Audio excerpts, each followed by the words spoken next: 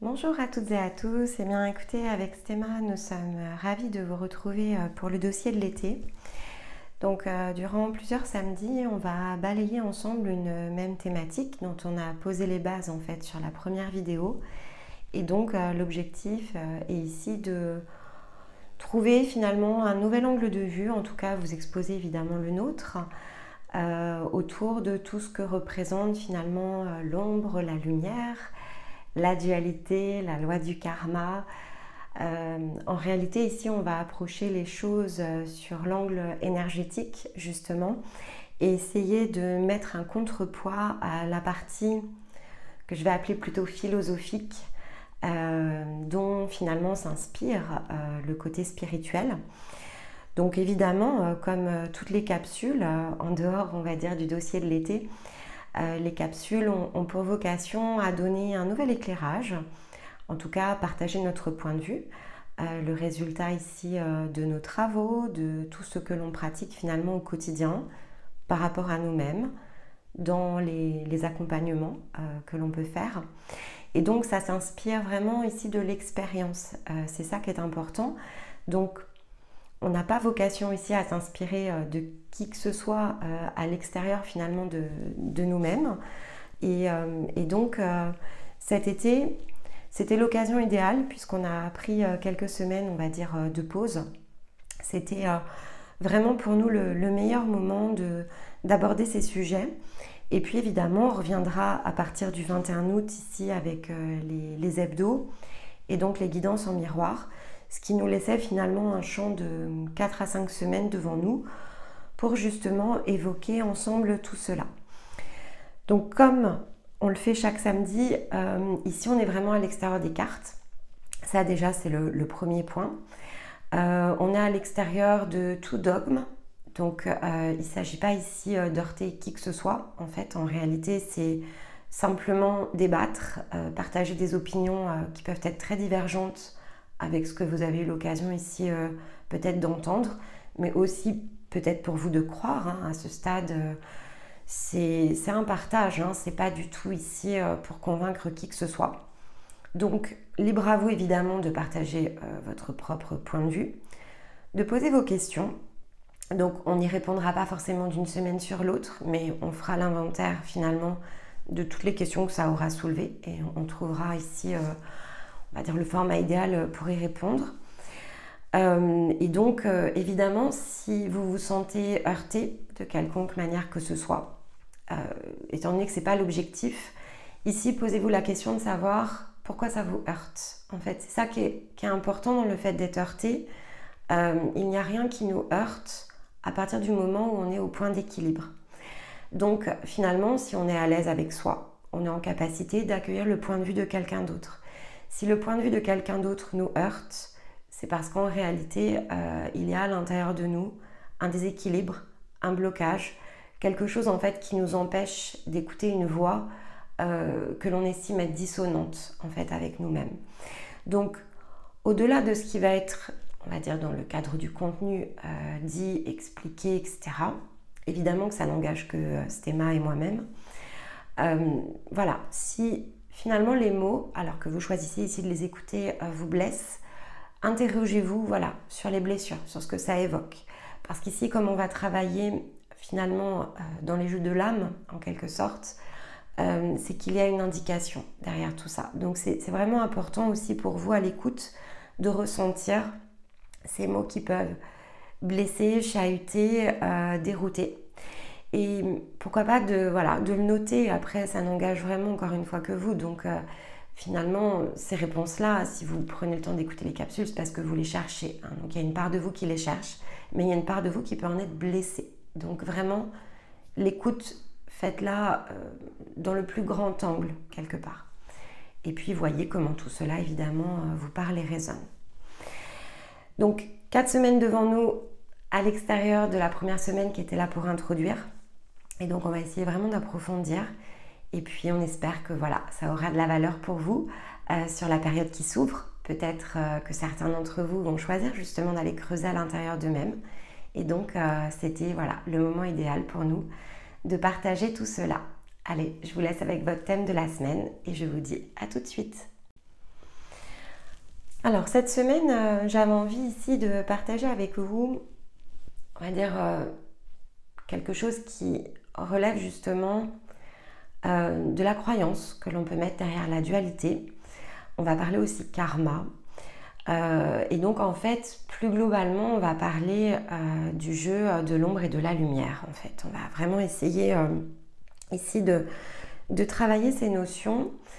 Pourquoi? Parce que finalement, c'est quelque chose qui est vraiment important, peut-être pas d'être compris au démarrage, parce que vraiment le sens profond de tout cela, vous ne pourrez que le développer en fait au fur et à mesure des étapes qui se situent devant vous. Mais c'est peut-être là où se situent finalement les plus grosses contraintes si on considère par exemple que la spiritualité, dans la manière dont ici c'est travaillé, dans le sens commun, on va appeler ça comme ça, on est plus dans l'ordre philosophique que dans la réalité des choses. C'est peut-être là que se trouve finalement, c'est pas tant le piège, parce qu'en fait on transite tous par cette étape, donc ça déjà c'est un premier point qui est important, hein. On passe tous par ici cette croyance autour de l'ombre et de la lumière. Chemin faisant, on s'en défait, mais on atteint des nuances plus complexes avant de complètement en fait s'en sortir. Donc ici il y a déjà plusieurs informations en introduction. La première information, c'est un passage obligatoire, c'est-à-dire qu'on est obligé de reconnaître l'ombre, de reconnaître la lumière, parce que au démarrage, dans le niveau de conscience qui est le nôtre, il y a le bien et le mal en fait. Et ça, on ne peut pas ici le bypasser. Ce serait une erreur, parce que finalement, le mental est là aussi pour nous amener à nous interroger. Donc c'est important de se dire que dans un mode alors totalement inconscient, évidemment que ça a son importance, mais dans un mode qui commence à être conscient, on a besoin ici de se dire qu'une prise de position est nécessaire pour pouvoir ici s'élever. Et ça fait vraiment partie des jeux de l'âme, c'est-à-dire que l'âme, en fait, je vais vous l'expliquer, mais ça fait partie de la roue du karma, c'est-à-dire qu'à un moment donné, pour avoir joué toutes ces incarnations, il a bien fallu qu'une part de nous adhère en fait ici à ce jeu que représente l'ombre et la lumière. Maintenant, est-ce que c'est la fin du jeu? C'est-à-dire que si on reconnaît l'ombre et la lumière comme telles, et donc admettons que l'on prenne position pour la lumière, ce qui, je vais dire a priori, semble être le sens le plus logique, alors on est malgré tout emmené dans un conflit. Donc à partir de là, on est deux forces qui s'opposent, et donc est-ce que c'est de la sagesse ou est-ce que c'est en quelque sorte un champ d'expérience? Bon, si effectivement vous avez écouté la vidéo précédente qui traite ici des règles du champ d'expérience, vous avez compris que c'est plus effectivement un jeu qu'une réalité. Mais pourtant c'est quelque chose qui reste extrêmement accroché en fait à l'intérieur de nous. On a besoin de croire en fait, c'est ça qui est important sur le plan de l'âme.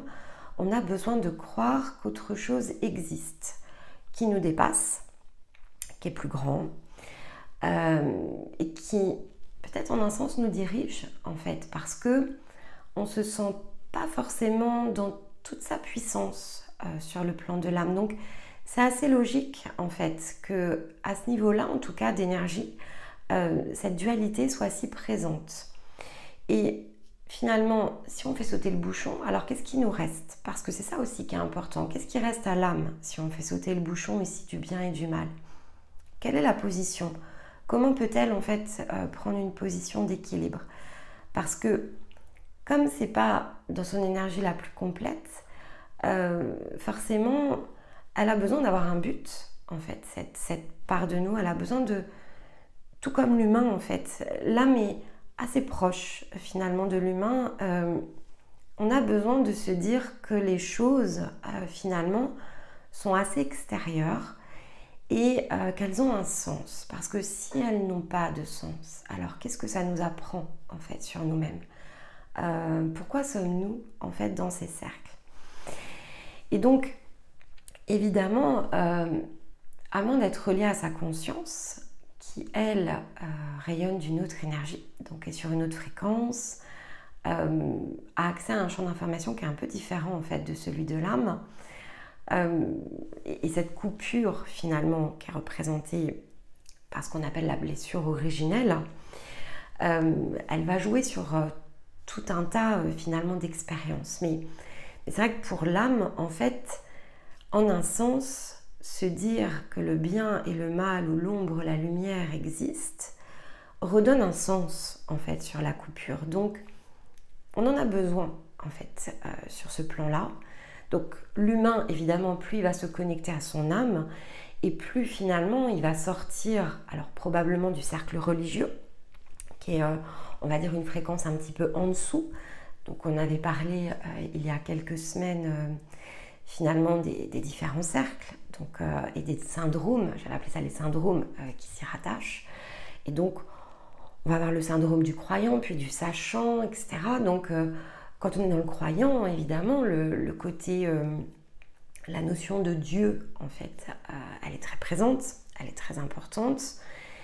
Lorsque l'on s'en tourne, en fait, un petit peu plus dans le spirituel, et donc on va dire qu'on agrémente le côté très philosophique, en fait, là, on passe dans le sachant, c'est-à-dire que on se détache finalement ici du sens très religieux que cela peut prendre au profit de quelque chose qui est plus universel. En tout cas, on le perçoit comme plus universel. C'est ça qui est important. C'est-à-dire qu'on se situe déjà un petit peu au-dessus finalement du champ de croyance habituel.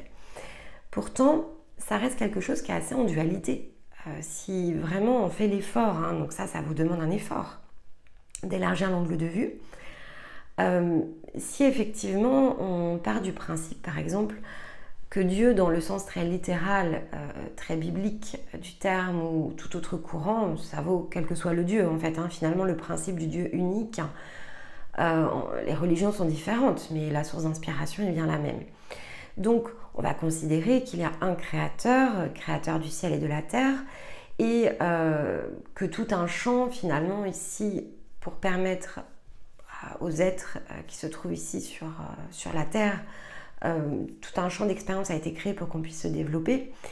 Finalement, quel que soit le Dieu, il a des masques un peu différents, mais la façon dont est construite la religion, en fait, est assez similaire. Et donc, on a une notion de hiérarchie qui est donnée derrière ça, et on a une position, en fait, dans le sens ici, alors l'humain a une position, les animaux ont une position, en fait, il y a vraiment cette histoire de cascade. Et donc on est vraiment ici dans une forme qui est très pyramidale, mais si effectivement vous m'écoutez, en général vous êtes quand même sorti de ce champ de croyance. Mais cette notion de pyramide, en fait, elle existe aussi lorsque vous, ici, alors vous pouvez l'appeler la source, vous pouvez l'appeler le grand architecte, en fait, peu importe. Mais à partir du moment où on est dans des croyances qui sont plus évoluées, mais ça reste des croyances, de quelque chose qui relève ici d'un cercle, alors certes on peut l'appeler le cercle d'amour, mais si on prend l'exemple des chrétiens, celui que l'on appelle Dieu, en fait, est un Dieu d'amour aussi. Il est un petit peu différent dans la religion juive, il est un peu plus vengeur.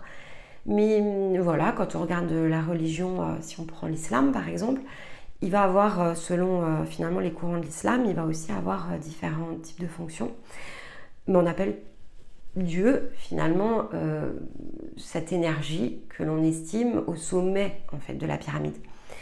Et donc, si on l'appelle la source, alors on peut l'appeler la source, j'ai pas ici de problème avec ça, mais on l'a placé aussi au sommet d'une pyramide, c'est-à-dire que finalement il y a la source, et puis on va reconnaître le cercle des archanges, et puis on va reconnaître le cercle des anges, et puis ensuite on va reconnaître l'humain, et on va reconnaître peut-être des énergies comme les énergies de la nature, etc. Mais voilà, faites l'effort en fait de regarder ça sur un angle plus grand, et vous verrez en fait que vous avez recréé ce système pyramidal de la même façon. Il est peut-être plus grand, c'est-à-dire que la pyramide est peut-être plus grande en fait, mais ça reste une pyramide. Et le principe de la pyramide, c'est le principe en fait de soumission, c'est-à-dire que si on reprend le principe de pyramide, on considère, alors âme, humain, peu importe, hein, vraiment la pyramide, vous pouvez la mettre sur n'importe quelle fréquence, ça reste une pyramide. C'est, on va dire, une puissance supérieure qui crée et organise une hiérarchie et donc qui limite en fait le pouvoir de celles et ceux qui se trouvent, peu importe en fait l'endroit dans la pyramide, il y a une autorité, l'autorité la plus haute, la plus puissante, qui organise et finalement demande à tout à chacun de répondre à un set de règles. Donc on peut l'appeler Dieu, on peut l'appeler la source, on peut l'appeler les guides. On reconnaît qu'il y a toujours une autorité plus grande que nous, qui sait mieux que nous et auquel on doit se conformer. Si effectivement vous le voyez sous cet angle, vous comprenez que ombre ou lumière, en fait, si quelqu'un se trouve au sommet de la pyramide, il n'y a rien de juste. Ça ne crée pas, en fait, ici, les conditions qui nous amèneraient, quelle que soit de fait la part de nous-mêmes, qu'elle soit humaine ou qu'elle soit âme, ça ne crée pas des conditions ici de liberté.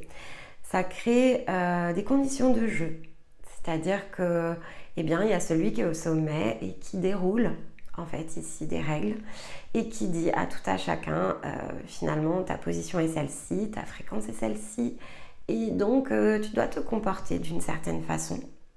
Et ainsi est fait le jeu. Et là, voilà, donc quand vous avez cela, en fait, vous comprenez que finalement, il y a une force qui détermine ici une vision du monde, qui va déterminer une vision de vous-même. Et donc, vous pouvez faire ici l'exercice de reliance avec votre âme. Et vraiment, je vous encourage à le faire. Et vous allez voir, en fait, si votre âme, si elle n'est pas dans son axe avec sa conscience, si elle est tentée de répondre à une autorité extérieure. Lorsque vous êtes dans votre conscience, en fait, la notion d'autorité extérieure, elle bouge. Ça ne veut pas dire qu'elle n'existe pas, ça veut dire qu'elle bouge. Elle change, en fait, ici, d'angle de vue. Parce que déjà, la conscience, elle est sur une autre fréquence, en fait, que l'âme. Et donc, elle perçoit forcément les choses de manière différente. Après, tout à chacun n'a pas la même expérience parce que finalement, la conscience, elle aussi, pour certains, était en chemin, en fait, avant la coupure avec l'âme. Elle était en chemin. Elle n'était pas encore ici pleinement, on va dire, accomplie. Donc peut-être pas pleinement libre ici de totalement créer, on va dire à peu près n'importe quoi. Donc elle était comme ça, sur son palier ici d'élévation. Et puis un événement en fait dans l'univers a créé un parasitage qui ensuite a créé des conditions de jeu dissociées. D'autres avaient peut-être une conscience qui était beaucoup plus aboutie, donc était déjà située au-dessus des cercles de dualité. Et donc n'était pas encore pleinement dans finalement ce qu'on pourrait appeler un champ d'information unifié.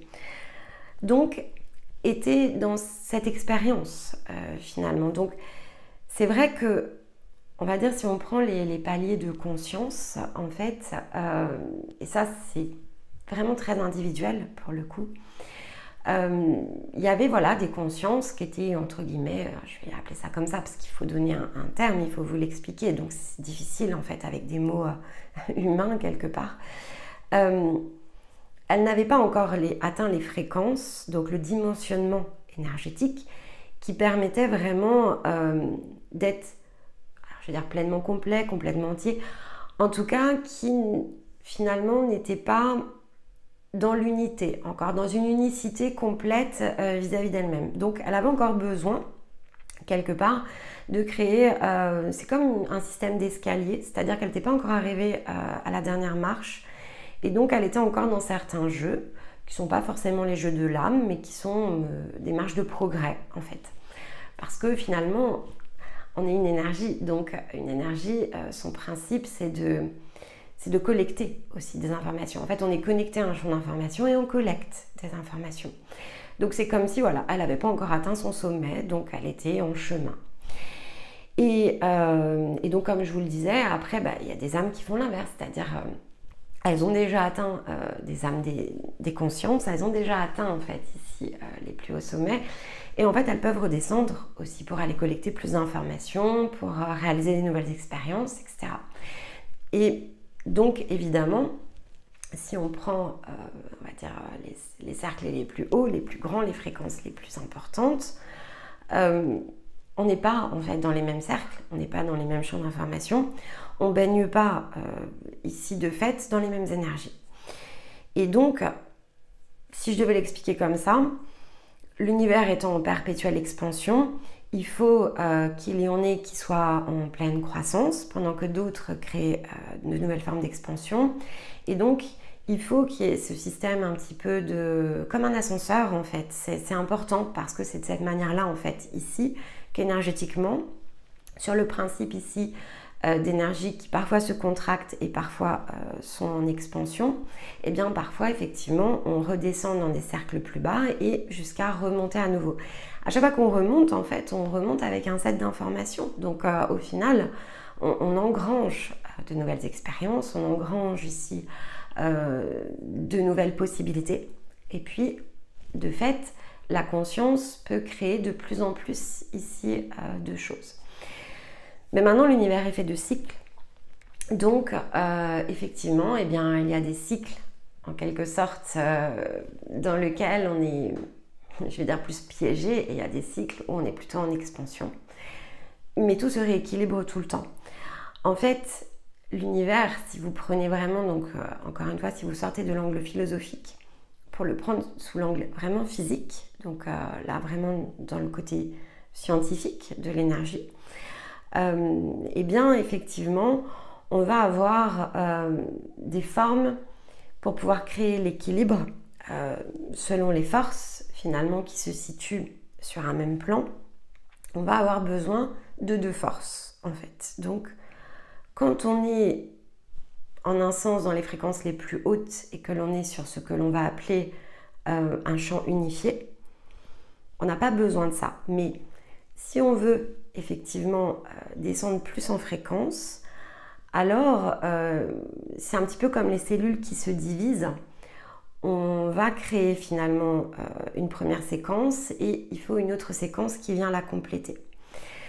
Donc, c'est un peu compliqué à expliquer, mais c'est le principe de la dualité. C'est-à-dire que finalement, si on considère qu'il y a quelque chose qui est de l'ordre ici, qui relève de la lumière, alors il lui faut l'ombre. Ça crée un point d'équilibre.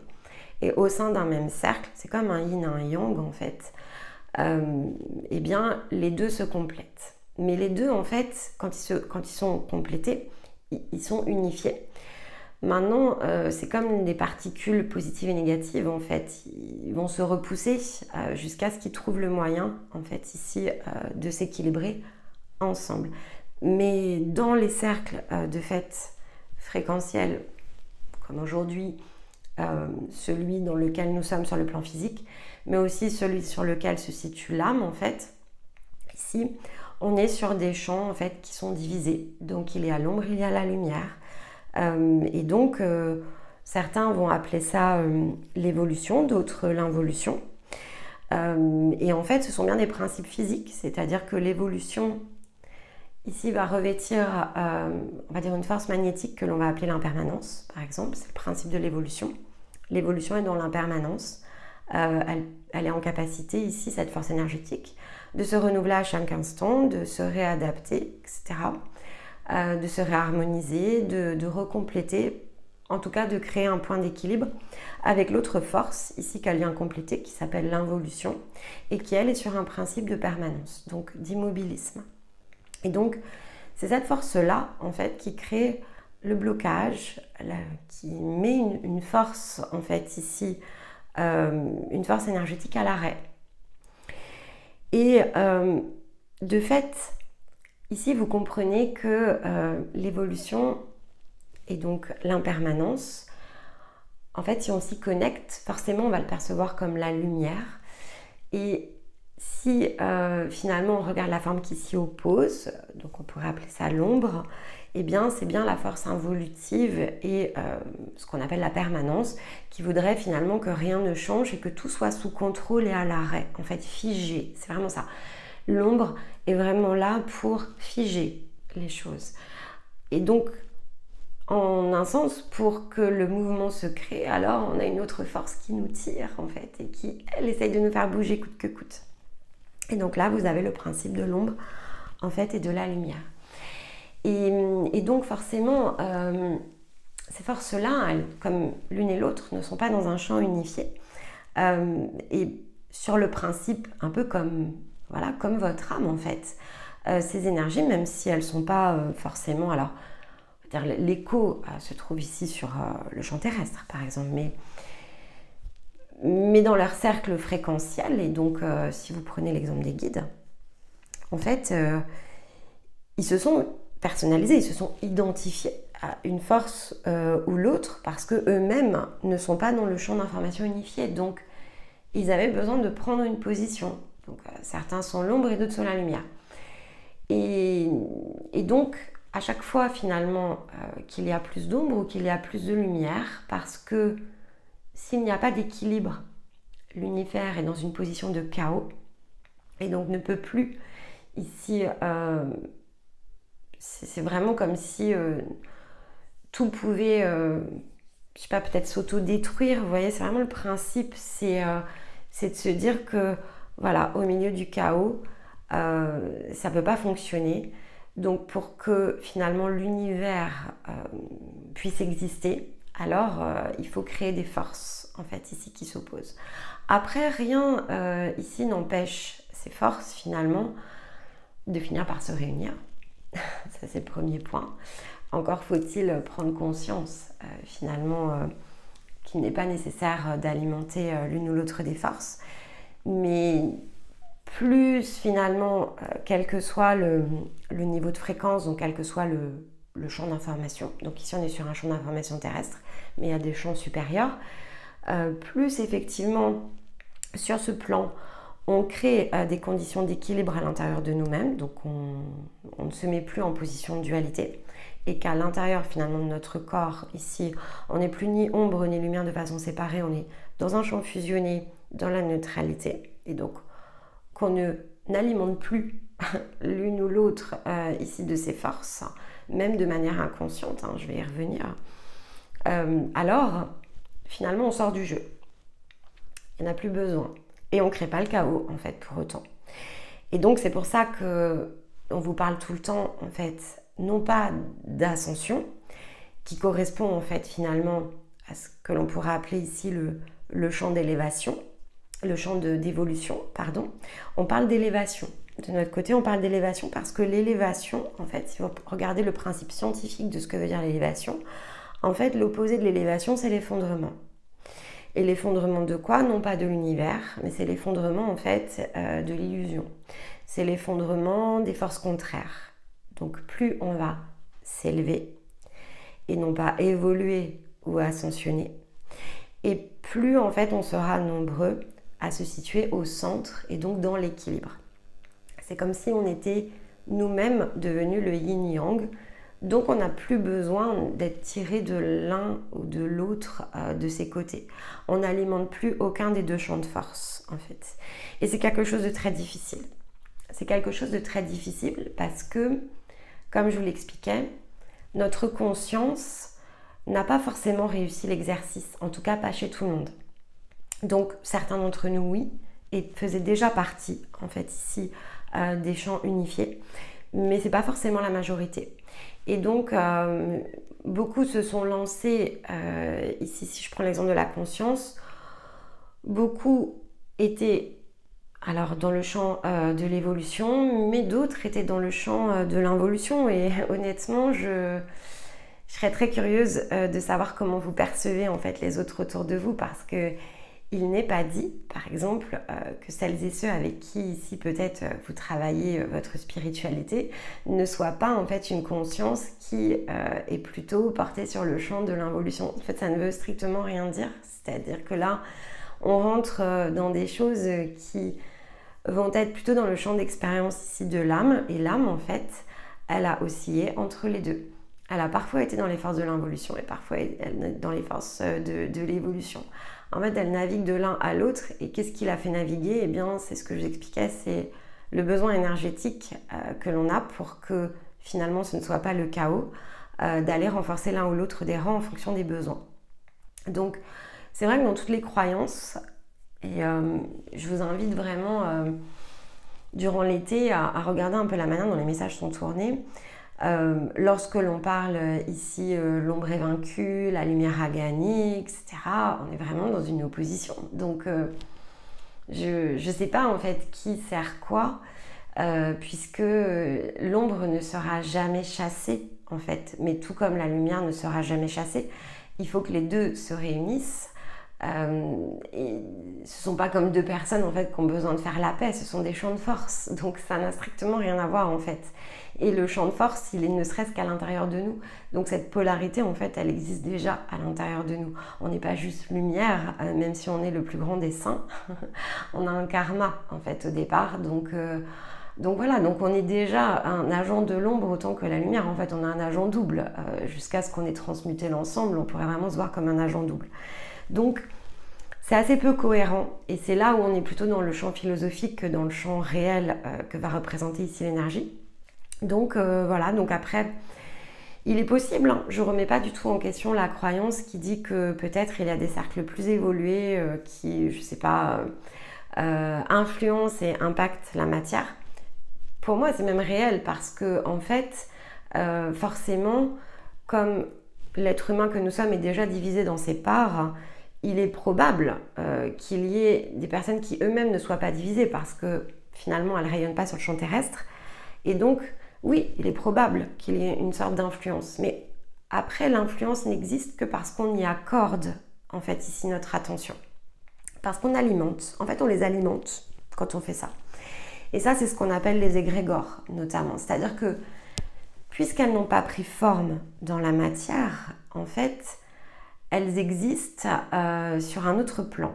Donc, en fait, elles n'ont pas réellement d'impact sur ce plan, puisque sur le champ terrestre, elles ne sont pas, en fait, présentes. Donc, elles ne peuvent qu'influencer, en fait, ici, nos pensées. Et le seul moyen qu'elles ont d'influencer nos pensées, c'est par notre champ de croyance. C'est le fait d'y adhérer. En fait, on leur donne vie, on leur donne corps, par le simple fait de les reconnaître. Si on prend l'exemple de la Terre, si toutes les âmes en fait ici sur Terre choisissaient de ne plus croire en fait au phénomène de dualité, donc de ne plus imaginer que l'ombre ou la lumière existe, en fait on se couperait de toutes ces énergies qui ont un impact, une influence sur nous-mêmes. Ça ne va pas résoudre en fait tous les problèmes parce que ok, ça couperait l'influence sur le plan physique. Mais en fait, une partie de notre âme, en réalité, étant piégée, notamment dans la roue du karma, ça ne stopperait pas pour autant le jeu en dualité au niveau de l'âme. Mais par contre, peut-être que ça nous ferait gagner un grand calme. Peut-être que ça nous laisserait le temps, justement, ici, de peut-être, je sais pas, travailler notre mental et probablement de réaliser des nouvelles choses. Maintenant, ce serait pas non plus la formule magique parce que bon, on mettrait peut-être pas les choses sous le tapis, mais on les réglerait pas totalement. Mais ce serait un très beau signal. Par contre, ce serait un très beau signal en fait. Ce serait un beau signal parce que on mettrait fin. En fait, ce serait comme un coup de sifflet malgré tout, comme une fin de partie. C'est comme si nos balises en fait s'allumaient et que la part humaine que nous sommes disait stop. Et ça, ce serait incroyable. Mais bon, je pense qu'en termes de théorie, alors vous savez, je n'ai pas du tout le prédictif, donc je ne vais pas m'amuser ici à faire une prédiction par rapport à ça, mais je pense que ce serait magnifique, mais je pense que c'est pas jouable parce que effectivement, finalement, sur on va dire le champ terrestre, il y a beaucoup trop de variations. C'est un champ qui est soumis à de trop forts vents contraires, en fait, pour pouvoir avoir une forme d'unité autour d'un même concept. Mais peut-être que si on était tous ici sur le 6e plan vibratoire, par exemple, donc au niveau ici, bon déjà de la ligne, hein, corps, âme, conscience, donc en restant dans notre champ ici terrestre, dans notre physicalité, si on était une majorité d'humains incarnés à être sur ce plan-là, là, ça sonnerait vraiment la fin du jeu. Mais tant que les consciences, en fait, le niveau collectif est plus bas, c'est pas possible.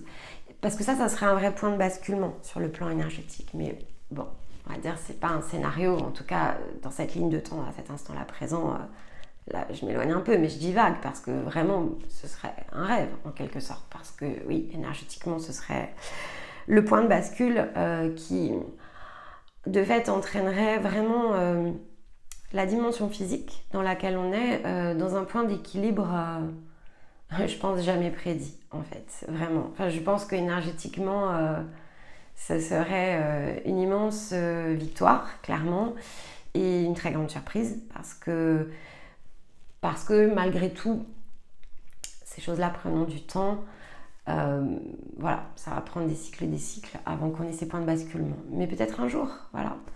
Et maintenant vraiment on aurait cette possibilité de se mobiliser très fort, enfin ça peut être très très vite en fait. Mais on est trop peu nombreux encore. Parce que, comme je l'ai déjà expliqué, en fait, comme la spiritualité est perçue comme de la philosophie, finalement ça ralentit. En fait, ça ralentit beaucoup le jeu. Mais bon, après, c'est comme ça. Il faut que tout à chacun puisse avoir le temps de repositionner des nouveaux marqueurs aussi à l'intérieur d'eux.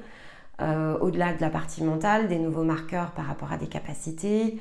C'est beaucoup plus facile de croire en fait à la spiritualité philosophique que d'accepter que l'on a notre propre rôle à jouer. En un sens, on rêve de cette liberté. Donc, lorsque l'on peut être amené ici à discuter, alors là je vais parler un peu à l'extérieur de la chaîne parce que en fait dans la chaîne, alors surtout si vous m'écoutez sur le dossier de l'été, vous avez pris vos responsabilités en fait, c'est-à-dire que vous avez fait un choix qui était quand même assez clair d'aller chercher votre ligne, ne serait-ce que ça. Je pense que c'est le plus grand des pas que vous ayez fait dans l'année qui s'est écoulée, vraiment. Et c'est le pas le plus important que peut-être celles et ceux qui communiquent avec des guides depuis, je sais pas, dizaines, quinzaines, vingtaines d'années, n'ont fait en fait. Parce que lorsque vous faites ça, vous donnez votre pouvoir à l'extérieur. En fait, vous ne vous connectez pas vous-même, vous vous connectez à une énergie extérieure que vous n'avez pas vue. Vous n'avez pas de capacité de savoir si c'est un égrégore, on va dire dans le sens ici réel, énergétique, donc physique potentiel du terme, ou si c'est même, on va dire, un champ énergétique créé de toutes pièces. En fait, vous ne pouvez pas le savoir. À moins effectivement d'être dans votre ligne, vous ne pouvez pas le savoir. Et donc aujourd'hui, c'est vrai que comme l'angle philosophique est privilégié, en fait, il y a beaucoup d'égrégores qui sont créés, qui sont en fait des égrégores très artificiels, derrière lequel en fait il n'y a aucune énergie en capacité par exemple de s'incarner. Ça n'existe pas. Dedans, vous avez notamment la notion de maître ascensionné, par exemple. En fait, maître ascensionné, ça ne veut rien dire, je viens de vous l'expliquer. En fait, l'ascension, c'est l'évolution. Donc c'est une force opposée. Et c'est une force, en un sens, montée de toutes pièces pour venir équilibrer un chaos. Donc, il n'y a rien derrière. Enfin, il n'y a pas de... Cette énergie-là, elle ne peut pas s'incarner. Alors, parfois, dans ce que l'on appelle les maîtres ascensionnés, il y a des vraies énergies. Il y a des vraies énergies qui se sont incarnées, mais dans le lot, en fait, dans le set de celles et ceux qui sont appelés maîtres ascensionnés, non, il y en a qui n'existent pas du tout. C'est extrêmement synthétique. C'est plus d'ailleurs comme une immense porte énergétique qui est créée pour aller engluer en fait davantage, en tout cas maintenir certaines cloches. Alors mon préféré, je vais vous donner ma petite... voilà. Avec ce thème, voilà, notre maître ascensionné, notre faux maître ascensionné préféré, c'est Saint-Germain par exemple. Un personnage totalement inexistant, monté de toutes pièces, en fait ici par une croyance New Age. Voilà, 1000 fois on a analysé l'énergie de Saint-Germain qui est totalement synthétique et inexistante. C'est pas le seul, mais celui-ci c'est peut-être celui dont on parle le plus dans ces courants-là. Donc alors Saint-Germain, voilà, ne vous connectez pas à cette énergie par exemple, ça c'est extrêmement polluant. Saint-Germain, l'égrégore de Saint-Germain a piégé un nombre incalculable d'âmes en fait. C'est pas un maître, c'est pas une énergie au sens organique du terme. C'est de la synthèse en fait. C'est quelque chose de créé de toutes pièces. C'est de la pure croyance collective qui alimente cette espèce d'immense nuage qui sert à rien. Donc, alors vous allez me dire, bah oui, Nymphéa, mais il y en a qui canalisent Saint-Germain. Oui, en effet. Donc le principe de l'égrégore, c'est un nuage énergétique. Donc c'est un champ d'information que tout le monde alimente. Donc à chaque fois que vous vous connectez, par exemple, à ce genre d'énergie, en fait, vous lui transmettez vous-même des informations.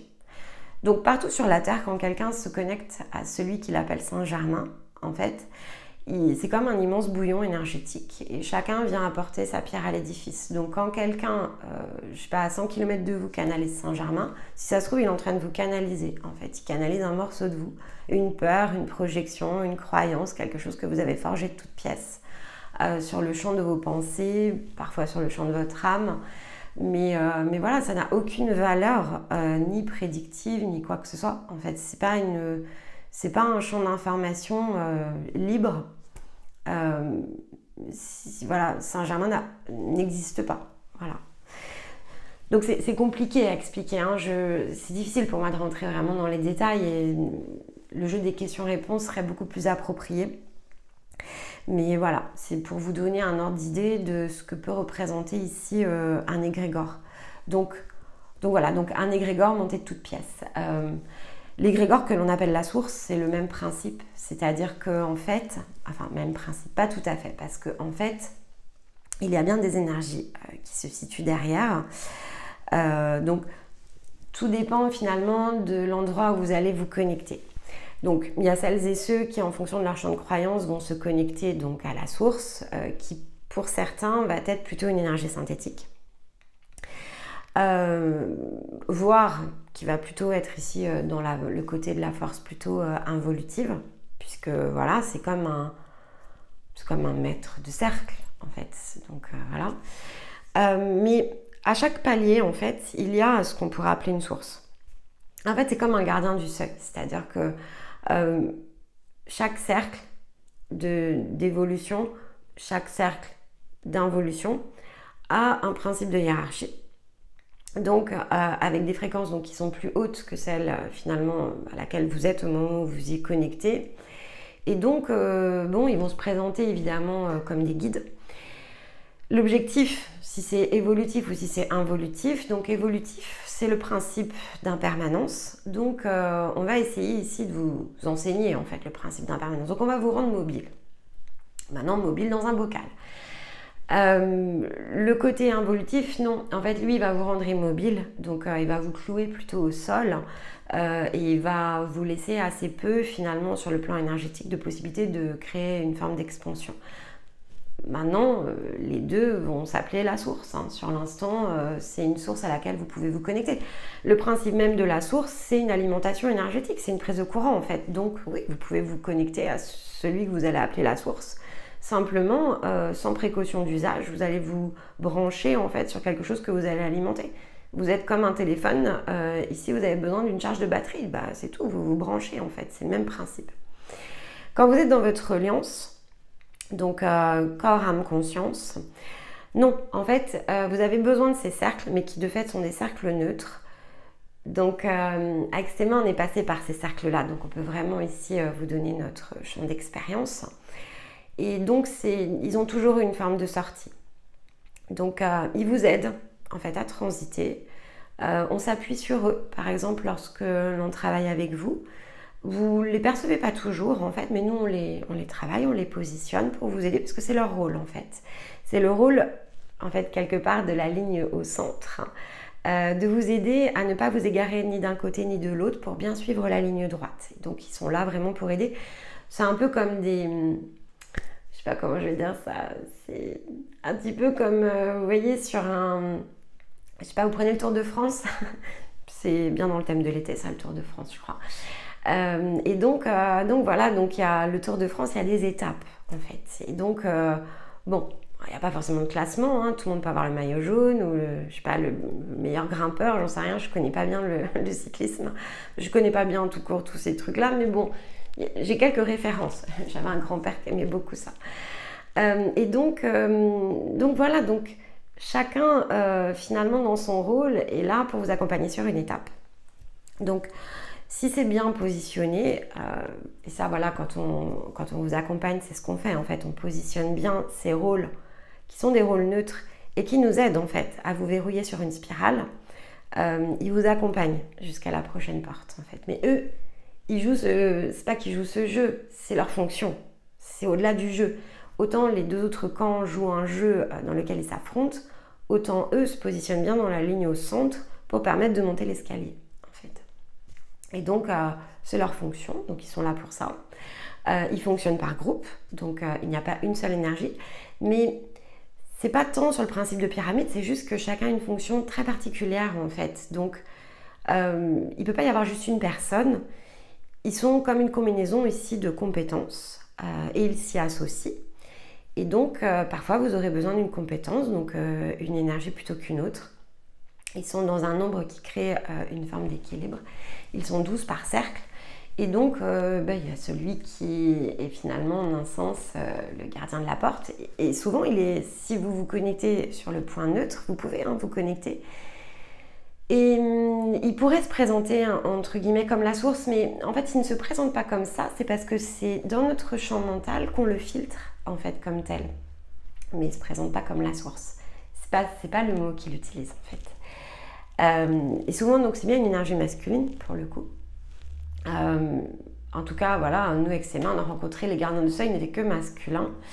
Et donc, mais il y a toujours, donc c'est la moitié-moitié, il y a les moitiés d'énergie masculine, moitié d'énergie féminine. Simplement, c'est pas le même rôle et on n'a pas besoin en fait des mêmes fonctions en fonction de là où on en est. Voilà.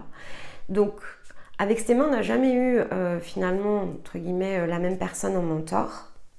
Et c'était très lié à notre énergie. Ça venait vraiment nous aider à créer un point d'équilibre à l'intérieur de nous. Donc c'est vrai qu'au départ, on a eu du mal en fait à comprendre le mode de fonctionnement. Alors, quand je dis à comprendre le mode de fonctionnement, dans la ligne évidemment, si on était monté de 0 à 100, je veux dire ça comme ça, si on avait su réintégrer tout de suite l'énergie de notre conscience, en fait, on connaît ce principe-là. Mais chemin faisant, non. En fait, on a dû se réapproprier toutes ces notions. Donc, au début, comme tout à chacun, sur le premier cercle, on s'est dit « Ah oui, on est connecté à la source, en fait, c'est génial !» On était contents. D'ailleurs, ça nous a beaucoup flatté l'ego, en fait, au démarrage. Donc, on connaît aussi le sentiment que ça peut procurer, l'émotion. On se sent... Il y a un côté supérieur qui prend le relais, ça, il ne faut pas l'ignorer non plus. Si finalement on en est arrivé là sur le plan de l'âme, c'est qu'une part de nous avait besoin d'être flattée. Mais bon, après, le fait d'être deux, on est passé assez vite, donc on les a dépassés assez rapidement, mais c'est vrai que si on fait ça tout seul, je pense qu'on aurait pu s'y perdre, en fait, c'est facile de s'y perdre. Alors, sur ces énergies-là, globalement, je pense que le côté se perdre, ça ne fonctionne pas. On se serait vite fait rattraper par la patrouille de la balise neutre. Et puis en un sens, c'était notre scénario. Donc, quand je vous dis se perdre, c'est que oui, en d'autres temps, en d'autres lieux, on sait très bien qu'il y a eu des énergies de demi-tour. Et voilà, mais bon, dans celle-ci, ça ne pouvait pas se produire comme ça. C'était pas le scénario en fait qui était écrit, l'énergie collective de toute façon, c'est tout un mécanisme en fait qui se met en route en ce moment, quelle que soit l'énergie que vous êtes, c'est tout un mécanisme qui est favorable. Après, évidemment, il faut que toutes les parts de soi soient en capacité de jouer, mais ça aussi, je vous l'ai dit à plusieurs reprises, il n'y a pas de bon ou de mauvais scénario. En fait, votre scénario s'active, c'est parce que il est prévu finalement que certains puissent passer justement ces portes. Et donc, chacun y va à son rythme. Et à ceux qui iront plus tard, peut-être dans une décennie, mais c'est pas grave non plus. Donc, voilà, ce passage-là, c'est maintenant. 10 ans en arrière, le passage, il n'existait pas. Donc, il n'y avait pas de questions à se poser. Quand on se demande d'ailleurs avec Stéma pourquoi 10 ans en arrière, ça n'existait pas, en fait, on voit bien qu'il y avait une question aussi d'expérience par rapport à l'être humain que nous sommes, par exemple. Il nous fallait engranger des choses pour garder la ligne, mais aussi pour garder l'ancrage. Parce que, en fait, sinon, on serait totalement parti dans des élucubrations. Donc, l'ancrage, il est extrêmement important dans ce qu'on a déjà créé dans nos vies, dans ce qu'on a déjà appris, d'avoir apprivoisé la matière, de s'y être englué, d'avoir souffert, le champ émotionnel. Enfin, il faut imaginer que, finalement, pour pouvoir passer ces portes-là, En quelque sorte, il faut avoir tout revisité en une vie. Et ça, dans certains cercles d'ailleurs, on a vu que c'était vraiment la clé. Et on voit bien hein, qu'il y a eu des tentatives sur d'autres incarnations de passer, et on voit que les tentatives ont été avortées. Alors, certaines fois, c'est parce que, effectivement, dans certaines parties de la ligne de temps humaine, on vivait pas très vieux, donc on n'avait pas beaucoup de temps en fait pour créer les passages. Et en même temps, le temps n'est pas linéaire, donc de fait, il y avait aussi comme des points à relier dans les différentes lignes de temps pour que notre énergie, donc ça vaut pour vous, hein, je ne vous explique pas Nympha Estema Denia dans le sens ici de ce qu'on pourrait appeler notre Odyssée, mais ça vaut pour vous. Donc toutes les incarnations que vous avez eues, vous avez créé un champ d'information, vous avez emmagasiné des émotions, des tests, c'est comme des scientifiques, hein, et vous avez créé des points en fait dans les lignes de temps. Et c'est comme si vous avez mis des marqueurs énergétiques. Et voilà. Et dans ce passage-là, dans cette ligne de temps-là, il y a une ouverture. Donc on l'emprunte et on sera nombreux en fait à l'emprunter. Est-ce qu'on est nombreux dans l'instant présent? Non, pas beaucoup. Dans une décennie, alors j'ose espérer que oui. Maintenant, c'est voilà, c'est chacun sa responsabilité. Hein, sur l'échelle de la conscience, c'est quelques fractions de seconde en fait. Hein. Donc ça c'est important parce que en fait la dimension du temps humain, c'est nous qui la maîtrisons sur ce champ terrestre en fait. Donc c'est la responsabilité qu'on prend et la conscience elle est ok hein, pour abandonner ici l'âme aussi. Hein. Voilà, quand l'âme est libérée, en fait, elle est vraiment ok pour lâcher ce corps. En quelque sorte, ça revient à ça. S'il n'y a pas de possibilité, c'est pas grave, hein, le point se reproduit ailleurs. Donc, autant nous, sur le plan physique, ce corps, en fait, cette vie, elle nous appartient et on y tient. Autant sur nos parts les plus hautes, finalement, c'est pas qu'il n'y a pas grand chose qui nous accroche. Quand on est dans la ligne, là toutes les parties commencent à jouer ensemble, c'est différent en fait, chacune entre guillemets se back-up, mais dans voilà, quand la ligne ou l'axe n'est pas complet ou qu'il n'est pas alimenté de façon permanente, donc qu'on se connecte et qu'on se déconnecte, par exemple si on ne met pas notre routine en place tous les jours, etc., en fait on se déconnecte, au fur et à mesure on se parasite. Et donc, là, quelque part, vous voyez, c'est un peu comme le capitaine du vaisseau. Au bout d'un moment, si tout prend l'eau, il finit par dire, on sauve les meubles, en fait. Ça revient à ça, finalement. Donc, chacun jouant sa propre partition, les différentes parts ont aussi un rôle à jouer, chacune les unes vis-à-vis des autres.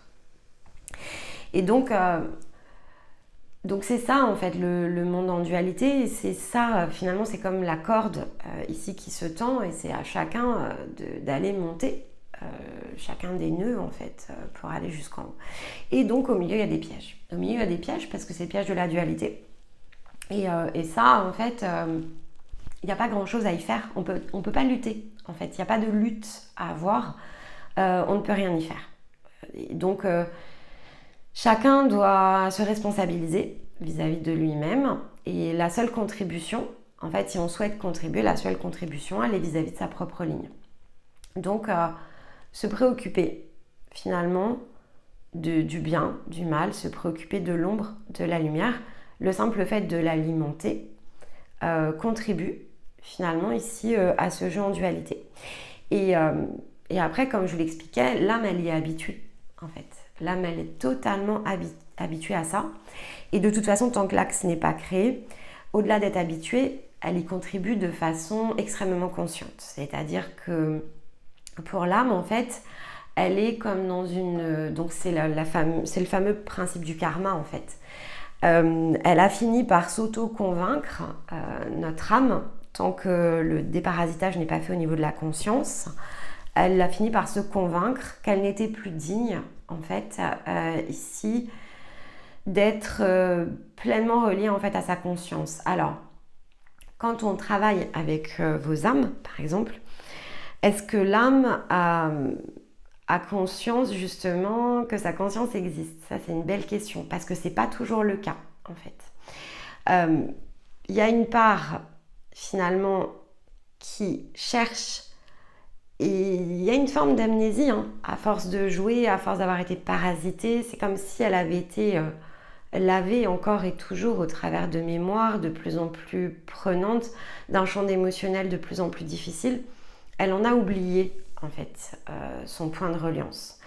Elle sait que ça a existé, mais il y a une part qui, n'ayant pas en fait accès au champ de la coupure, ne sait pas pourquoi elle a été coupée, en fait. Et c'est comme ça qu'on se retrouve avec des variations. Donc par exemple, je vous avais expliqué dans une vidéo le samedi les variations selon si on est féminin, masculin, sur le sacrifice, par exemple, donc les âmes qui s'auto-sabotent. Donc on retrouve cette même variation de la blessure originelle sur les féminins comme les masculins. En fait, il y a une auto-punition qui est infligée par l'âme. En fait, elle pense mériter son sort. Elle pense avoir été une si mauvaise part, entre guillemets, que la coupure avec la conscience est de son fait. Donc, évidemment, sur ces formes-là, il faut réhabiliter la ligne. Et une fois que la ligne est créée, en fait, toute la contrainte énergétique, elle saute. Ça, c'est hyper important de l'avoir en tête. La contrainte énergétique, elle saute de manière automatique. Mais par contre, même si elle saute de manière automatique, donc l'alimentation, la source d'alimentation, elle est à nouveau dans son unicité. Mais il y a énormément d'échos à nettoyer, beaucoup de mémoire en fait. C'est comme des choses qui sont... c'est comme un code qui a été corrompu en fait au niveau de votre âme. Donc il faut nettoyer le code. En fait, il faut nettoyer le code pour supprimer tous les échos, pour purifier en fait le champ d'information. Donc ça prend un peu de temps évidemment. L'âme se réhabilite en fait en quelque sorte et donc elle réemprunte tout simplement ici les différentes étapes. Mais au moins elle est sécurisée. En fait la différence elle est là, c'est-à-dire que ok, tout n'est pas réglé avec la création de l'axe, mais il y a une forme de sécurité qui est créée de nouveau et qui n'existait plus. Donc l'âme et finalement le rayonnement terrestre qu'est le vôtre est à nouveau sécurisé. Donc la ligne, en quelque sorte, est sécurisée, le champ d'information est sécurisé. Est-ce que ce champ d'information est immensément grand? Est-ce qu'il est ici, je ne sais pas, est-ce qu'il est le plus grand possible? Après, voilà, non, pas forcément, parce que, comme je vous le disais plutôt dans la vidéo, c'est très lié finalement ici à ce que votre conscience avait engrangé avant la coupure. Donc non, certains étaient vraiment ici en pleine expansion et d'autres avaient déjà, on va dire, créé les formes d'expansion peut-être les plus hautes que ce que pouvait à ce moment-là donner comme possibilité l'énergie de l'univers et donc étaient plutôt dans une forme de contraction pour venir finalement réalimenter un champ inférieur et soutenir en fait, hein, c'est le principe ici de soutien énergétique. Et donc voilà, donc c'est le système ici d'ascenseur. On n'était pas tous dans les mêmes positions d'ascenseur, mais après voilà, il n'y a aucune contrainte justement à ne pas reprendre sa route, il n'y a aucune contrainte à ne pas recréer ce qu'il faut. Tout est question de ce que l'on décide en fait vis-à-vis de soi. Mais donc voilà, donc ces formes-là, évidemment, elles sont très complexes, hein, parce que bon, l'âme, quelque part, s'auto-inflige ici de puissantes blessures. Après, il y en a d'autres. Le principe ici, donc ce qu'on appelle, on l'avait nommé comme ça, en tout cas, c'est pas le terme que je préfère, mais il faut donner des termes. Et même si vous connaissez mon allergie aux étiquettes, on ne peut pas non plus s'en passer. Et je disais à Stéma, justement, avant l'été, c'est compliqué parce que, évidemment, ici, pour nous, ça demande un gros effort dans le champ sémantique. C'est pas facile et si on est à l'extérieur de tout champ sémantique, ça n'a aucune forme d'utilité. Donc, il faut réussir à trouver le point de juste équilibre aussi pour nous.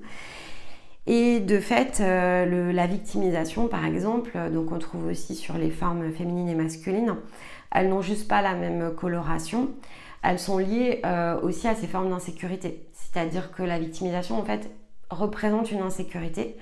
Donc, on se rend coupable, en fait. Enfin, en tout cas, on estime être coupable de quelque chose. Donc, c'est pour ça qu'on avait utilisé victimisation, parce que c'est le côté se sentir victime. En fait, c'est victime de soi. Hein. C'est le côté ici, je suis mon propre bourreau, en quelque sorte. Et donc, chez les féminines, c'est la sécurité matérielle, c'est-à-dire que le fait de ne plus être relié à sa conscience crée ici une forte difficulté sur le plan matériel. On a besoin de se sentir dans un environnement qui nous sécurise parce qu'on ne se sent plus en capacité de se sécuriser soi-même. Et donc autant dans l'énergie féminine, on a la capacité de se sécuriser sur le plan affectif. Donc on a une capacité plus grande au travers du chakra cœur notamment, de se sentir baigné dans des émotions, on va dire, qui vont nous rassurer. On est en capacité de créer des formes et des réalités dans lesquelles on se sent aimé. Enfin, en tout cas, on va se mettre dans des miroirs qui vont nous le faire ressentir. Autant, voilà, la sécurité matérielle, non, parce que en fait, comme on est coupé d'une partie de nous-mêmes, on est coupé en fait de notre énergie aussi de création, lorsque l'on n'est pas connecté à notre conscience. Donc, on ne se sent pas en capacité de pouvoir créer ce même environnement parce qu'on est coupé en quelque sorte aussi de notre part masculine. Donc, c'est difficile. On a besoin que le cadre soit stable, en fait, parce que dès lors qu'il bouge, ça nous met vraiment dans un effort dans lequel on ne se sent pas en capacité d'alimenter ce cadre. Et donc, sur la forme masculine, c'est l'inverse, en fait. On est en sécurité émotionnelle désavantagée. Donc, voilà. Donc là, on va aller chercher des jeux qui vont être assez immuables sur le plan ici de l'affection. Donc, si on trouve finalement, entre guillemets, un partenaire de jeu dans lequel l'affection peut être sécurisante, on va y rester, même si on n'en est pas forcément pleinement satisfait, parce qu'on est dans cette dépendance affective et donc on aurait peur de ne plus être aimé si on sortait de ce cadre, en fait. Donc, on a peur de manquer dans la forme féminine, manquer de sécurité matérielle, manquer d'argent, manquer de capacité à créer un nouveau cadre pour soi-même et de façon autonome. Et la même chose, mais en opposé sur le champ émotionnel pour l'énergie masculine. Donc, comme vous pouvez le voir, en fait, l'âme, elle est extrêmement en dualité. En fait, elle est toujours coupée d'une partie de son énergie. Et donc, elle alimente ce même champ, évidemment, en dualité. Donc, c'est sûr que, voilà, encore une fois, ça crée des gouffres. Hein, et donc, là, je vous le donne par rapport à votre âme, par rapport au jeu terrestre, etc. Mais donc au-dessus de nous, forcément, on a des gens qui contribuent sur le même modèle. Et après, comme je vous l'expliquais aussi, ça reste un principe de microcosme et de macrocosme. Donc, en fait, eux-mêmes jouent leur rôle, ils sont dans les mêmes formes d'insécurité, ils sont eux-mêmes coupés en fait de l'énergie de leur conscience, ils n'ont pas ici le plein accès à leur capacité et à leur propre axe. Donc, c'est l'œuf et la poule. En fait, donc finalement, qu'est-ce qui est arrivé en premier, l'œuf ou la poule? Là, j'ai pas la réponse, je vais pas savoir vous la donner. C'est juste quelque chose qui existe. Et en même temps, à partir du moment où on reconnaît que ça existe, qu'on comprend les règles du jeu, on peut aussi décider d'arrêter de jouer. En fait, c'est à peu près la seule chose ici qu'il est important de garder en tête. Si on ne sait pas ce qui est arrivé en premier, l'œuf ou la poule, eh bien, reconnaissons l'œuf et la poule. Pourquoi cherchons-nous finalement une forme de réponse que l'on ne sera pas en capacité de trouver? Donc, pourquoi le bien et le mal s'opposent-ils? Très honnêtement, à quoi sert la réponse finalement? Puisque le simple fait ici de trouver une réponse ne va pas créer la solution. Puisque la solution ici, si on la trouve, elle va être de l'ordre philosophique, elle ne va pas répondre ici à une règle énergétique. La règle énergétique, elle est de dire le plus, le moins. Donc, finalement, on est dans le principe ici de neutralité qu'il faut créer, tout simplement. Donc, à quoi l'information de l'œuf ou la poule, finalement, de savoir qui est arrivé en premier, à quoi va-t-elle me faire me connecter? Donc soit je suis une poule, soit je suis un œuf finalement. Donc je vais être team poule ou team œuf.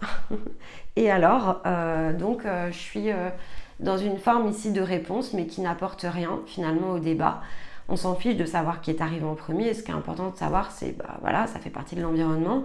Et comme je suis ni un œuf ni une poule, finalement je suis moi, autant que je me préoccupe de ma place ici dans ce champ terrestre, dans ce jeu ici collectif.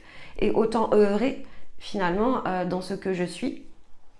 Peu importe si je ne perce pas en fait les mystères de l'univers, si je n'ai pas toutes les réponses, on va dire sur le plan extérieur, ça ne veut pas dire que je ne vais pas trouver tout un set finalement ici de réponses qui va me correspondre à moi et qui va me permettre en réalité d'être de plus en plus moi-même, d'être dans mon propre point d'équilibre. Si je crée le yin et le yang à l'intérieur de moi, j'ai plus de crainte à avoir en fait. Je me mets ni dans un courant ni dans l'autre. Je reconnais que je vais avoir un champ d'information à purifier, que parfois j'ai joué l'ombre et parfois j'ai joué la lumière, et qu'en fait je ne l'ai joué que parce qu'une part de moi manquait, de savoir le pourquoi en fait ici cette part est déconnectée. Est-ce que c'est important au final? Qu'est-ce que ça va nous apporter de le savoir en fait? Est-ce que ça va mobiliser notre attention? Finalement, est-ce que ça ne va pas consommer notre énergie sur autre chose et donc en un sens nous empêcher de nous préoccuper de ce que l'on a à faire en fait? Parce que ça aussi c'est une forme de détournement de notre attention. Donc qu'est-ce qui est le plus important? Et là, de fait, on rentre à nouveau dans un jeu qu'on auto-alimente, à moins qu'on décide aussi de ne pas avoir toutes les réponses. À partir du moment où on laisse de côté cette recherche, on peut se concentrer vraiment ici sur notre axe, et c'est là où ça fait la différence. Et c'est aussi de cette manière-là que l'on crée l'effondrement.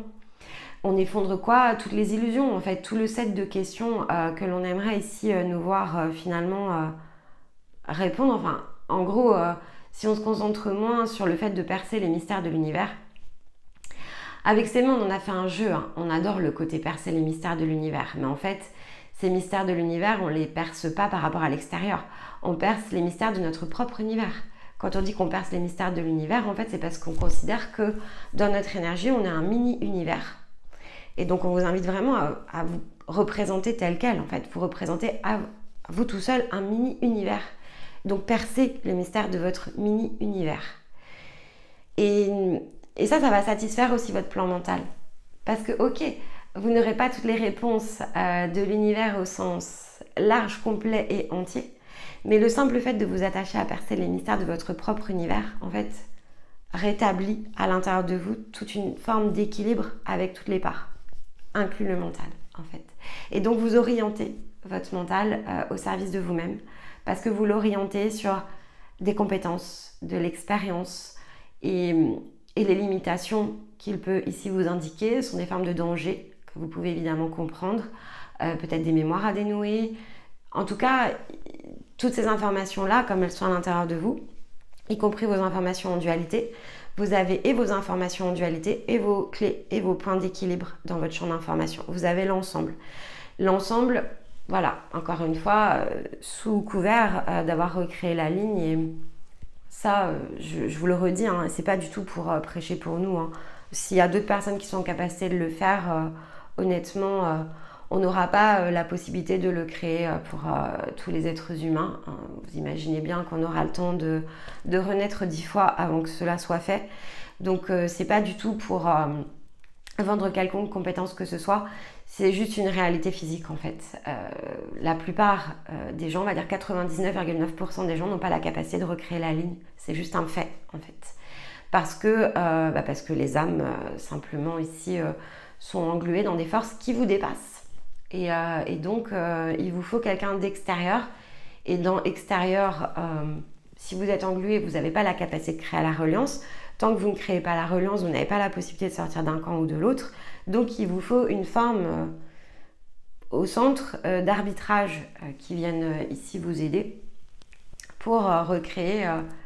C'est comme le principe de la balance, en fait. C'est ni plus ni moins. Vous avez deux plateaux. Et en fait, pour l'instant, votre âme, elle ne fait qu'osciller d'un plateau à l'autre. Elle tente une expérience d'un côté, de l'autre. Et comme de toute façon, avec le karma, on vous inculque en quelque sorte qu'on vous imprime, on vous infuse, on vous diffuse cette information qui revient à dire que le fil entre guillemets n'est pas accessible et que il va vous falloir vous dépasser, corriger, améliorer chacune de vos expériences. C'est le principe de la roue du karma. En fait, quel que soit le côté, hein, évolution incluse, donc ombre ou lumière, même combat, dans chacune leur jeu qui est différent mais qui n'est pas complémentaire, on vous inculque, on vous infuse que l'expérience à chaque fois est ratée. Ça s'appelle la roue du karma. Donc, eh bien, vous passez votre temps en fait en tant qu'âme à essayer de rééquilibrer les plateaux de la balance. Mais c'est mission impossible en fait, parce que finalement, comme vous n'avez pas accès à l'ensemble de votre champ d'information, vous allez, alors, du point de vue ici de l'équilibre qui ne sait pas se créer, il y a toujours un faux pas. Vous aurez toujours quelque chose qui ne va pas fonctionner en fait. Et comme vous n'êtes pas alimenté de votre énergie d'amour, en fait, ça ne peut pas se transmuter. En fait, donc, voilà, vous tirez d'un côté de l'autre. 1 gramme près, hop, ça se redéséquilibre. Faites le calcul en fait dans vos vies. Franchement, c'est mission impossible. Et ça ne nous fait pas de nous des mauvais humains. Je veux dire, des pensées qui dérivent parce qu'à force de blessures, on a des doutes, on a des illusions, on a des craintes, on a des peurs. C'est extrêmement, extrêmement compliqué de revenir dans un point d'équilibre. Et la matière est ainsi faite qu'en plus, réduire à néant toute forme d'illusion, honnêtement, à moins de travailler sur soi et le faire seul, c'est juste... Enfin, oui, bah là, de fait, ça a pris des centaines de réincarnations. Ça paraît totalement démentiel, en fait. C'est disproportionné. En fait, tout ça est extrêmement disproportionné. Alors ensuite, vous prenez... pour certains, ici, certaines connexions avec ce que certains pressentent comme des guides. On vous parle, en plus, on nous réduit à l'état d'humain, en fait. Donc, on nous réduit à une terre d'expérience, on réduit le champ terrestre, finalement, comme si tous les yeux de tout le monde dans l'univers étaient centrés sur nous, parce que si les petits humains que nous sommes arrivons ici à une nouvelle forme d'évolution, alors finalement, c'est comme si... je sais pas, ça crée un précédent dans l'univers, je ne sais rien, enfin. Ça aussi c'est curieux parce que si on dit qu'on a tous une âme, je ne comprends pas tellement le principe ici de dire qu'on est juste des êtres humains ou voilà, si vous prenez l'exemple de celles et ceux qui se disent, je sais pas, starseed, etc., les arcs-en-ciel, les indigos, enfin... Vraiment, mettez tout ça dans un espèce de gros melting pot de croyances et interrogez-vous, en fait, c'est quoi le sens derrière ça à part, effectivement, recréer une nouvelle forme de hiérarchie, je ne vois pas tellement, en fait, ce qu'ici, ça peut alimenter. Donc tout ça, c'est un jeu immensément complexe. Il y aurait des heures, hein, je pourrais vous parler de ça pendant des heures, mais voilà, dans cette... on va dire première vidéo dans laquelle on fait vraiment des zooms, j'avais vraiment à cœur de vous parler de ce côté énergétique parce que c'est important de sortir du champ de croyance pour se recentrer sur le côté, on va dire, scientifique de l'affaire. Donc, dans la science, et là, voilà, faites vos propres recherches, ce sont... Des principes universels, hein, on n'a rien inventé ici. Alors vous pourriez dire oui, ça sert finalement le discours. Oui et non, parce que en fait, ça ne va pas faire de nous ici des gens plus populaires ou moins populaires. Hein. Si on voulait être très populaire, en fait, on vous parlerait ici, on vous dirait qu'on est connecté à la Trinité, à la force christique, qu'on est médium, qu'on canalise. On aurait pris tout un tas de titres, en fait. Donc, non, on ne cherche pas du tout à être populaire, ni à être suivi, ni quoi que ce soit. On cherche ici à vous aider, en fait, à vous replacer dans votre propre centre. On cherche à vous aider à trouver votre ligne, à retrouver votre centre. On cherche à vous permettre de redévelopper vos propres capacités. On cherche à vous désengluer, à vous déculpabiliser, à aider votre âme ici à retrouver son propre point de reliance, à retrouver, certains appellent ça souveraineté. J'aime même pas beaucoup ce terme en fait, parce que souveraineté ne veut pas dire grand chose. En fait, vous avez besoin de récupérer ce que vous êtes de façon pleine, entière, complète. Vous avez besoin d'être à l'intérieur de vous, votre propre yin et votre propre yang au point d'équilibre. Vous avez besoin de retraverser un certain nombre de spirales. Vous avez besoin de retrouver votre point de départ, en quelque sorte. Et comme je vous le dis, votre point de départ, il est différent chez chacun. Certains d'entre vous sont dans des points de départ qui sont sur le plan de la conscience de façon fréquentielle. Donc ça n'a rien à voir, encore une fois, ni avec votre intelligence, ni avec qui vous êtes, etc. C'est une question de fréquence. Certaines fréquences sont plus basses que d'autres parce qu'elles étaient en train d'engranger un certain nombre d'informations pour être sur la voie, entre guillemets, du progrès, de l'élévation. Et ici, c'est le principe de l'énergie. On croît, on s'alimente, on grossit en quelque sorte d'un champ fréquentiel et on s'élève toujours de façon plus haute, plus grande, plus importante. Et parfois, on se divise, on se recombine pour pouvoir faire d'autres expériences qui vont nous permettre d'aller croître et de créer ces formes d'expansion. En fait, il n'y a pas un univers, nous sommes des mini-univers à nous tout seuls. On se divise comme les cellules, en fait, tout simplement de notre corps. Donc, c'est juste ici, les réponses, encore une fois, elles sont à l'intérieur de nous, mais elles sont là pour le coup, elles sont aussi à l'extérieur de nous. C'est-à-dire qu'il nous suffit simplement d'observer comment la nature est créée et vous allez totalement comprendre comment votre propre système énergétique, en fait, tout simplement est créé. Regardez-vous au microscope, et bien vous portez en fait tous ces codes déjà à l'intérieur de vous. Donc c'est vraiment ici de l'ordre plutôt de la science que de l'approximation. Et ça ne vous oblige pas à tout comprendre pour finalement créer une forme d'acceptation autour de ça.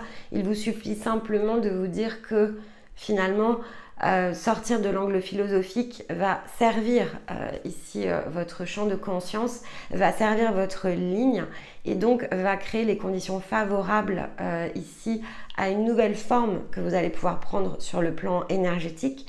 Et ça passe par une première recombinaison qui est sa propre ligne et entamer ensuite en quelque sorte la remontée des marches. Il n'y a personne en fait qui vous attend au bout à l'exception de vous-même, mais chemin faisant, vous récupérez tout un tas de choses. Vous récupérez aussi ce que je vais appeler des liens parce que forcément les énergies communiquent les unes avec les autres. Donc vous allez retrouver ici des compères entre guillemets, des gens avec qui vous avez déjà créé. Vous allez retrouver des résonances, des fréquences que vous connaissez. Vous allez retrouver des mémoires, vous allez retrouver énormément de choses qui vraiment font tout ce que vous êtes pour vous amener, non pas à vous désancrer, c'est pas du tout l'objectif, mais au contraire à récupérer toutes ces pièces pour pouvoir ensuite vraiment matérialiser tout ce qui était prévu pour vous au départ d'être fait, créé, mis en œuvre. Et encore une fois, il ne s'agit pas de savoir qui est arrivé en premier, l'œuf ou la poule, en fait, on s'en fiche. Ce qui est important en fait, c'est ce que l'on va faire avec l'œuf et avec la poule et ce que l'on va faire en fait finalement tout autour de nous, et considérons-nous aussi bien l'œuf que la poule, et je crois que tout ira bien et c'est vraiment finalement ce qu'il nous faut ici probablement le plus comprendre et entendre pour pouvoir faire bouger les lignes. Donc de fait, j'ai choisi une citation ici de Bouddha, parce que même s'il l'a dit en d'autres mots, ça représente, je trouve, bien ici ce que je voulais vous expliquer ce samedi. Voilà, c'est juste tourné sous un autre angle, mais vous allez pouvoir faire facilement le parallèle. Et donc cette citation dit « Ne cherchez pas le bonheur, trouvez simplement l'équilibre. L'équilibre est une posture active entre des forces opposées, créant l'harmonie. » Parce qu'en fait, il s'agit bien de cela. L'univers ne peut pas être harmonieux sur ce champ-là de fréquence si l'ombre et la lumière, en fait, n'existent pas. Il faut qu'il y ait, en un sens, le bien et le mal, parce que lorsque les deux forces opposées ne peuvent pas créer justement l'harmonie et ne peuvent pas s'équilibrer l'une avec l'autre, alors c'est le chaos. Donc, il serait bien curieux ici de se laisser à penser que tout va disparaître, que le bien et le mal vont disparaître en fait d'eux-mêmes. Le bien et le mal ne peuvent pas disparaître tant qu'effectivement, finalement, puisqu'ils ont besoin de coexister. Donc, il n'y a que l'harmonie en fait à l'intérieur de chacun d'entre nous qui leur permettra, peut-être non pas de s'annihiler l'une l'autre, mais déjà pour soi en fait. Ça sert à rien d'essayer de lutter à l'extérieur de soi. C'est que déjà pour soi, on a cette possibilité en fait de le faire. Donc si déjà à l'intérieur de soi, on s'attachait tous à créer ce point d'harmonie, si on arrêtait de chercher le bonheur, parce que le bonheur est aussi une opposition à ce qui nous rend triste, à cette souffrance parfois en nous que l'on crée, alors simplement on profiterait. Ces dernières semaines, j'ai souvent dit à Stéma que voilà, il y a beaucoup de choses qui changent évidemment à l'intérieur de moi, chemin faisant, et aussi au gré des rencontres et au fur et à mesure des accompagnements qu'on peut proposer. Et je lui disais notamment que mon champ émotionnel en fait changeait beaucoup. Je me pose plus la question de savoir si je suis heureuse en fait ou malheureuse. Et ça a été assez surprenant. C'est-à-dire que je m'en suis pas rendu compte tout de suite, mais je m'en suis rendu compte vraiment à retardement. Parce que je sais pas, à un moment donné, je crois que je m'attendais à ressentir quelque chose que je ressentais pas en fait, et je me suis demandé, je me suis dit mince, c'est bizarre en fait. Bon, je sais que le corps humain a la capacité de ressentir des émotions de façon extrêmement puissante, mais en fait à l'intérieur de soi, lorsque l'on n'est pas justement dans le phénomène de partage, en fait on ressent rien d'autre que l'harmonie. En fait, l'harmonie, c'est pas une émotion, ça n'a pas vraiment ici de coloration, ça ne bouge rien à l'intérieur de nous, en fait c'est extrêmement stable. Et donc voilà, donc on cherche plus à savoir si on est heureux ou malheureux, on cherche pas à savoir si ce que l'on fait nous procure de la joie, du bonheur, ou qu'au contraire cela nous déplaît. En fait, juste cela est, et on est ok avec tout ce qui se passe, ça bouge plus rien en fait à l'intérieur de nous. Ça veut pas dire qu'on peut pas ressentir du plaisir, hein, bien au contraire. Mais voilà, ça c'est dans l'échange en fait ici que l'on crée. Et donc évidemment, avant d'atteindre ce point d'harmonie, on va passer par tout un set ici d'expériences qu'il nous faut revisiter. Donc ça fait partie vraiment des processus ici sur les premiers cercles de guérison, vraiment de façon très profonde. Ensuite, on est plutôt dans l'ordre ici de l'ajustement, de l'apprentissage. On crée ses cadres, on change de réalité. On est vraiment dans un principe d'élévation. Et puis, une fois qu'on est vraiment dans des champs fréquentiels qui sont très différents, après, voilà, les choses s'harmonisent beaucoup plus d'elles-mêmes. Mais bon, ça sera évidemment dépendant de chacun et de vos fameux points de départ. Pour autant, voilà, c'est vrai que l'équilibre, en fait, est vraiment une posture active. Et peu importe, finalement, lorsque vous aurez atteint votre point d'origine, en quelque sorte, votre point d'équilibre, celui qui a été le point avant toute division entre votre corps, votre âme et votre esprit, ça sera peut-être pas le dernier palier que vous irez chercher, parce que en fait finalement la posture doit rester active, donc vous devez continuer à travailler sur vous, vous devez continuer à toujours créer chaque jour ce point d'équilibre. Vous allez rentrer au contact avec tout un tas d'énergie, donc vous allez finalement alimenter ce champ d'information qui est le vôtre, qui est représenté par votre énergie. Vous allez vous nourrir en fait les uns des autres, mais pas dans le sens ici de prendre, c'est vraiment dans le sens du partage. Et ça fait une grande différence.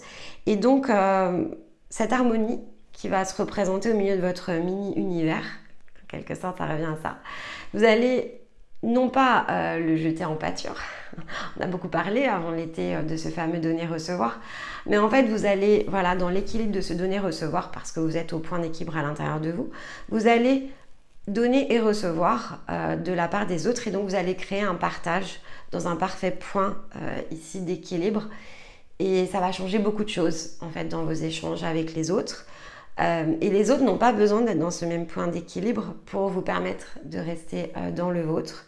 Donc il n'y a aucune crainte à avoir par rapport à l'extérieur. Vous allez mettre toutes les parts de vous justement dans cette posture active de toujours conserver le point de juste harmonie, et vous allez réussir. Et vous allez continuer, voilà, à progresser, et au travers des contacts que nous créons dans chaque instant présent, on continue comme ça à s'auto-alimenter, à se nourrir, à apprendre, à s'élever, à s'apporter les uns les autres. C'est simplement fait d'une autre manière en fait. Et donc ça vous apportera une nouvelle façon de vivre, une nouvelle façon d'être finalement dans votre propre champ, que ce soit énergétique ou émotionnel. Et finalement, parce qu'en plus à ce moment-là, vous aurez déjà créé l'effondrement à l'intérieur de vous, qui ne laisse plus aucune place finalement à tout ce que vous n'êtes pas. Alors, une toute nouvelle réalité et un cadre immensément grand et beaucoup plus grand que tout ce que vous pouvez, à ce point-là de vos parcours, imaginer, va s'activer avant même que vous ayez eu finalement toute forme ici de projection. Hein, ça va se faire de façon assez naturelle et vous allez vivre en fait ici votre champ d'expérience terrestre de façon extrêmement différente. Alors combien de temps ça prendra?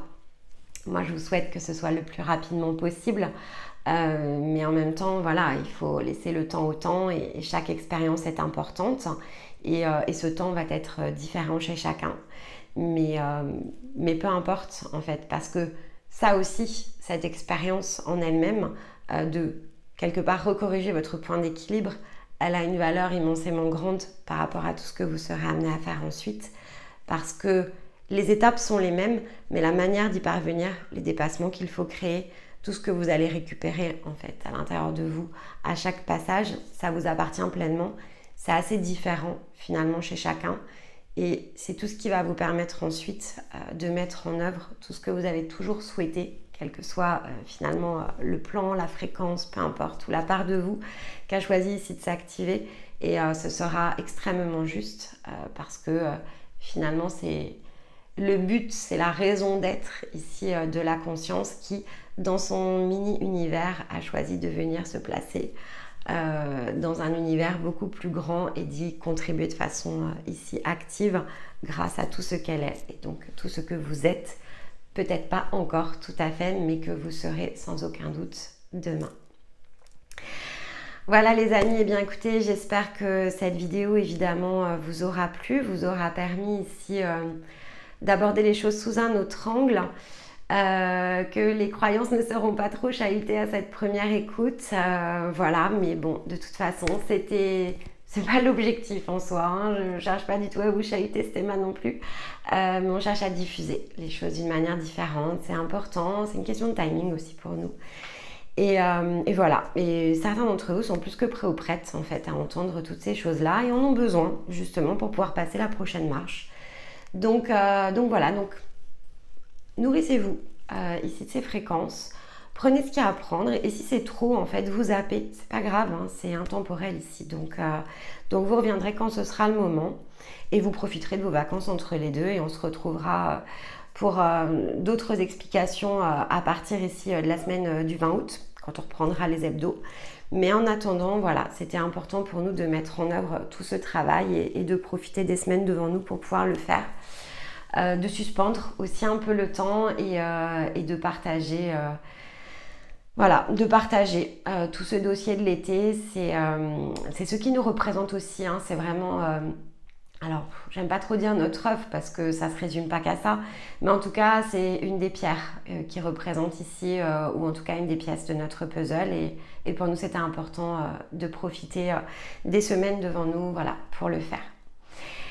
Donc, si tout cela évidemment vous parle, comme d'habitude, on compte sur vous pour liker les vidéos de manière à contribuer ici à la diffusion du contenu à l'extérieur de la chaîne.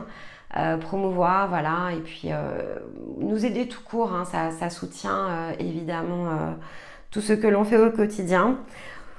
Le partager, peut-être que celui-ci est plus compliqué, mais voilà, au gré des conversations, vous verrez bien, gardez-le sous le coude.